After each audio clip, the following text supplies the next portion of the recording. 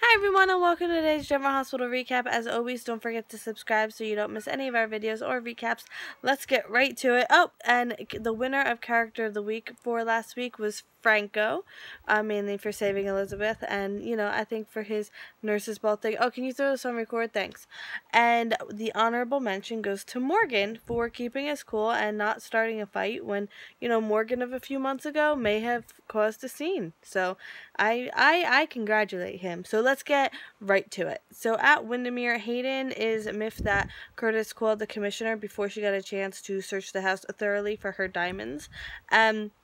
Sam introduces herself to Curtis. Hayden accuses Jason of throwing Nicholas out the window, and the police arrive. So Jason notices the furniture looks off, but not exactly like a fight took place. It's just something's very weird, and I'm like, oh, maybe because it was staged so that a fight took place. And Jordan is investigating. She finds blood on the outside of the window, and Curtis tells Hayden he believes that the diamonds are on Nicholas. So Jason. Oh, I was out of whack. So they each give their statements, and Hayden more wants to point the finger at Jason and Sam rather than giving a statement. And it's very Clue-esque, and Jason won't say anything without his lawyer, of course, and Hayden wants them arrested for breaking and entering, and Hayden tells the commissioner that Nicholas was pushed, and then Laura comes in, and I'm like, oh, poor Laura. So Jordan explains the situation, and Laura's kind of in denial that it couldn't have been Nicholas. Maybe someone else was there. There was a storm. You didn't really see anything. And a patrol guy comes in. They found Nicholas's phone. Not good. And Nicholas apparently gave the staff the night off, and Spencer's at a sleepover, and there's surveillance video because Nicholas had them installed after the last visit from Sam and Jason. So more on that later. So at the hospital, Brad is calling Julian, leaving Dr. Finn alone with Lucas, and Obrecht tells him to get away. So yes, I agree with the comments. Dr. Finn probably is a red herring. It's way too obvious and too easy. So who else could have done this to Lucas? At Julex's place, tension in the house, lots of tension, tensiony tension, lots of tension. And Molly comes home. Apparently she works stage crew for the nurses' ball. Julian asks how the wedding was, and she's like, you haven't heard? So then Brad calls and tells him the wedding didn't happen.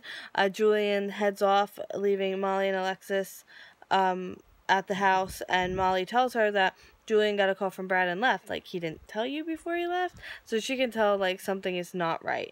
So Molly wants Alexis to talk to her. Alexis doesn't want to. And then Alexis insinuates that she made a decision she regrets. And Molly tells her to confide and start listening to her instincts again. And then Alexis calls Diane to tell her she's going to turn Julian in. And then she gets a call. More on that in a second. Back at the hospital, Brad calls Sam and leaves a message because obviously Sam is otherwise occupied. And Julian arrives. Obrecht still goes after Dr. Finn, and Dr. Finn won't leave Obrecht alone with Lucas because he doesn't trust her either. And then Obrecht says that Dr. Maves is the physician on record for Lucas, so he has no right to be, Dr. Finn has no right to be here. And I'm like, that was a weird throwaway line. So maybe that could be a clue. Ooh, now I feel like we're playing Clue. Alright, so I think Dr. Mays did it in the hospital with a needle. That's what I'm saying. See how fun that is? What is your Clue-esque situations? You have to phrase it in Clue form, though. That's the only rule. So Brad tells Julian what happened and that Lucas's heart stopped. Obrecht interjects, and she tells him about the other two patients and points the finger at Dr. Finn. And then, of course, Julian, physically goes after him. And I'm like, not the time, but I totally understand. I would probably be doing the same thing. So Brad pulls him off and says Dr. Finn was part of saving Lucas's life. And now Julian verbally goes after Obrecht because he's like, why would you say that? And Obrecht accuses Dr. Finn again. And Brad tells him to go elsewhere with that ridiculousness. So Brad was going to leave, but Julian wants him to stay. And I'm like, oh my goodness, to watch the scene from 2012 because that was the last Olympics. That was the last summer Olympics. Let me clarify. So to watch the scene from 2012 when Lucas comes out to him to now, I think would be amazing. I'm gonna try to find that scene. If I find it, I'll link it in the comments or something, but I can't guarantee that. If you find it, link in the comments. Anyway, so Obrecht is going to have the board look into it again, and Julian calls Alexis and says he needs her. So I'm like, oh, guess someone isn't getting turned into the police anytime soon. At the Quartermaines, Tracy and Sabrina, definitely some tension, more from Tracy to Sabrina than in, and Tracy's mad, like, to say the least. So Tracy passively aggressively tells Sabrina that she was really sick, brain surgery and all, and Sabrina wishes she could have been there for Tracy. So does Tracy, and Tracy feels betrayed that Sabrina didn't lean on her, and she doesn't want to be friends anymore. And I'm like, oh my goodness, we're in high school again. So Sabrina apologized, and Tracy's like, nope.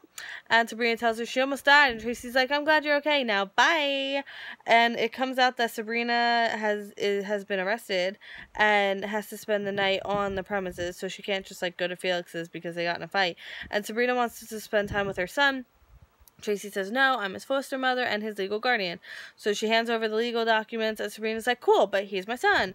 And Tracy calls Sabrina an unfit parent, and Michael tries to calm the situation, and Michael calls Tracy on acting out of spite, and kind of brings up how Tracy went on the run with Dylan, and pull this, pull that, pull this, pull that, and Tracy's like, you really need to stop saying his name, it's not helping. And then Tracy says something and calls the baby Edward, and Sabrina's like, oh, you just called the baby Edward. Like, what was that? Well, it turns out Sabrina named the baby Eduardo, named after Tracy's father, because that's how much the Quartermaine family means to her. And yeah, that's pretty amazing, and it hits Tracy right here, right here, right in the heart. Hits her right there. And yeah, I'm still in some disbelief. It was pretty amazing, I'm not gonna lie. At Sunny's place. So now okay, so I want to preface this with saying I'm just telling y'all what happened. I might interject a little bit of my opinion in it, but I'm just telling you guys what happened, okay? I neither condone nor support.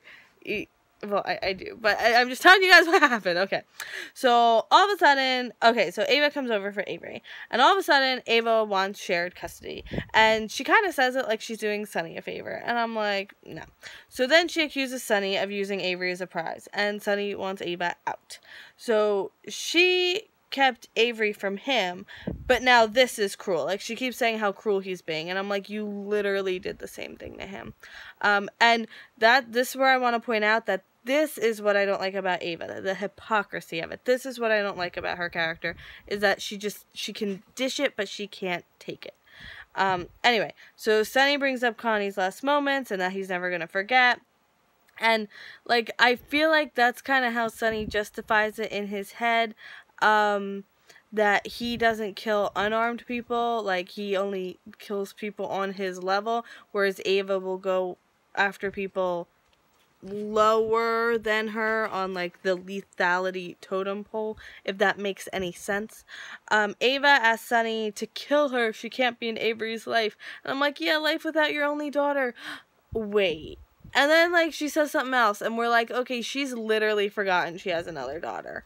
But Sunny actually brings up and agrees to, like, some visitation type deal, but no lying to Avery, and she will eventually get to decide if she wants to have a relationship with Ava when she's old enough to know and understand what Ava's done. And I was like, wow, that is incredibly fair.